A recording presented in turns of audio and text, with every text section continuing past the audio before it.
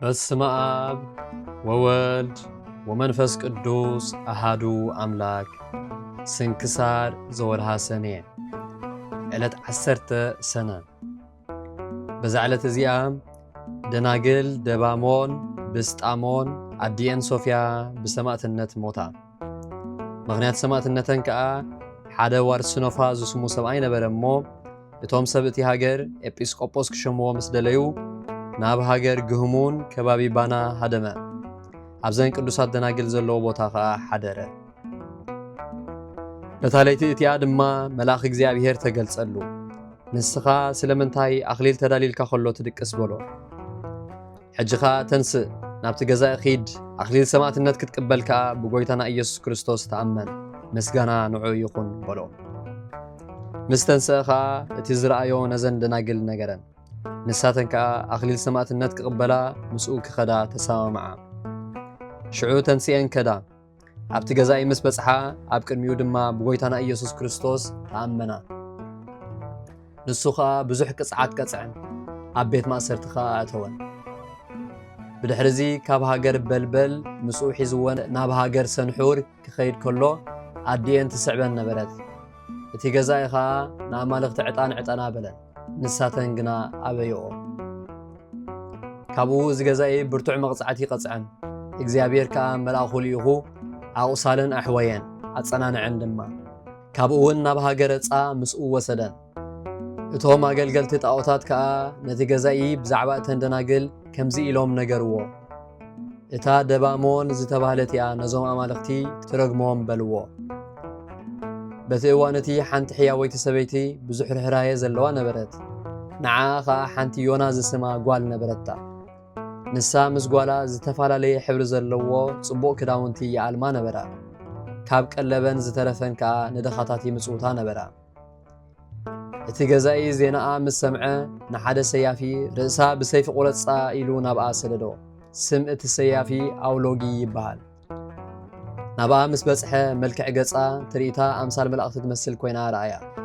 ንሳ እውን ፍርሃት እግዚአብሔር ኣረዳእቶ። ንሱ ድማ ከምቲ ዝተላእኮ ዘይኮነስ ምስኡ ናብ ገዛኢ ወሰዳ። ካብ ሃገራ ወፂኣ ኣብ ሃገረ ጻ በጽሐት። ምስ ቅዱስ ወርስኖፋን ምስተን ቅዱሳት ደናግል ብጾቱን ተራኸበት።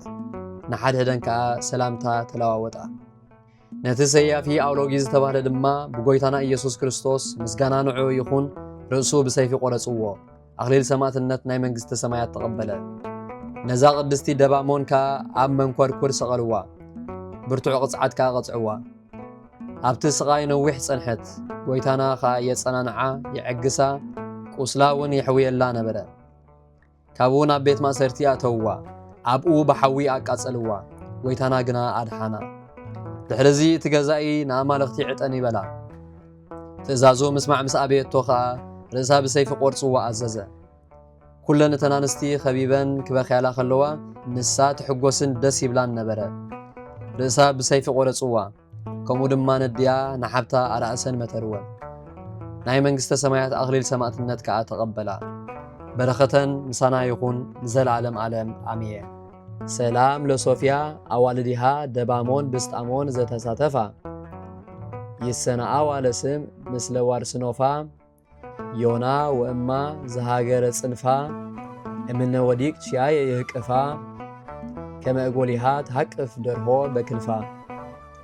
ሰላም ንሶፊያ ኣዋልዳ ደባሞን ብስጣሞን ዝተሳተፋ ንሰማዕትነት ዝተሰማምዓ ምስ ዋርስኖፋ ዮናን ኣዲኣን ድማ ናይ ሃገር ጽንፋ ካብ ውድቀት ንዓይ ሕቆፋ ጨቓዊታ ከም ተሓቁፍ ደርሆ ብኽንፋ። በዛ ዕለት እዚኣ መዘከርታ ኣቕሊሞስ ሰማዕትን ኣባ ናኦን እያ። በረኸቶም ምሳና ትኹን ንዘለዓለም ዓለም ኣሜን። በዛ ዕለት እዚኣ መዘከርታ ዓብይ ሓጎስ ኣብ ኩሉ ዓለም ዝበጽሐሉ መዓልቲ እዩ።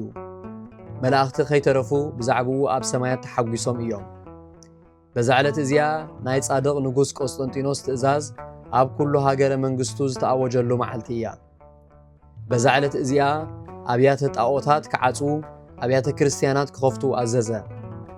እዛ ሓጎስ ዝመልአት መልእኽቲ በዛ ዕለት እዚኣ ሃገረ እስክንድርያ በጽሐት። ካብኡ ናብ ኩሉ ሃገር ግብፂ ለኣኽዋ።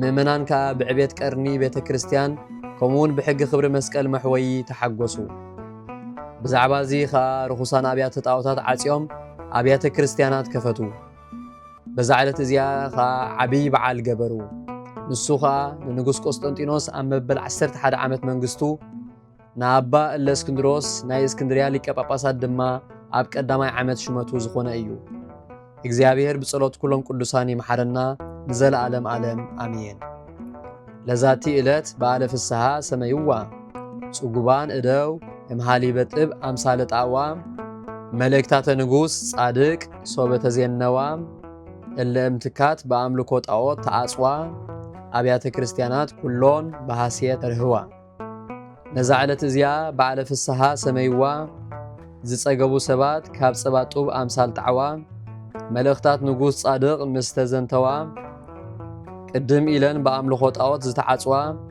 أبيات كريستيانات كلن بحاجوس ترحوا زغربكو مهليت الزخاخيرة آلاف كابتما زوتيروم زقلقلوخا كل جزيب زي معراف اندخن بب تقبل نايدخنتي مصحف زقبركا قويتا نايتا مبلت مباء وكوف كابزأتو وهابتامات ناي هابتوم ترف قدوسان نبيات حوارياتون سبخيان سماعتات مسادكان دناقل كا منكوساتون هيران باروخوت باروخو محبر إذا قدست بيت كريستيان كابز عبي شماقل كساب زناقسه هصان نزل صحافو بمصحف نزل صحافون بمدراس نزنببو نزل ترجمو بلسان حديث نقالون زسمعه بإذن منفس بصولة ديو مريم عراقيد كاب كل مباس أحبيرو يمحلنا يسوس كريستوس سلام نعخم تصادقان من السمايت زعرفكم بزالو معلت نعالم زسنفكم يخوم نسخاتكم بكل تعجزت أبك المفتاري لمنو بكل ساعات بزي كان السحا نعنا كي وسدنا موت سلام نعخم نايزعلة زياد صادقان كلهم صوتن آنستن ببا أسماتكم قدوسان سماين مدرن محبر سلاسين السخوم من انت مريم عديو ذكرونا بصلاتكم نغط حلونا تمحسينا قالونا بناي كريستوس دام